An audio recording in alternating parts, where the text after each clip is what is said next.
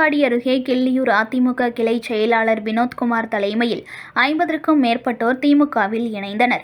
மயிலாடுதுறை மாவட்டம் தரங்கம்பாடி தாலுகா செம்பனார்கோவில் மத்திய ஒன்றியம் கிள்ளியூர் ஊராட்சி அதிமுக கிளை செயலாளர் வினோத்குமார் மற்றும் 50க்கும் மேற்பட்டோர் அக்கட்சியிலிருந்து விலகி பொறையாறில் உள்ள திமுக மாவட்ட செயலாளர் பூம்புகார் எம்எல்ஏ நிவேதா முருகன் இல்லத்தில் அவர் தலைமையில் திமுக மத்திய ஒன்றிய செயலாளர் அமுர்த்த விஜயகுமார் முன்னிலையில் திமுகவில் தங்களை இணைத்துக் கொண்டனர்.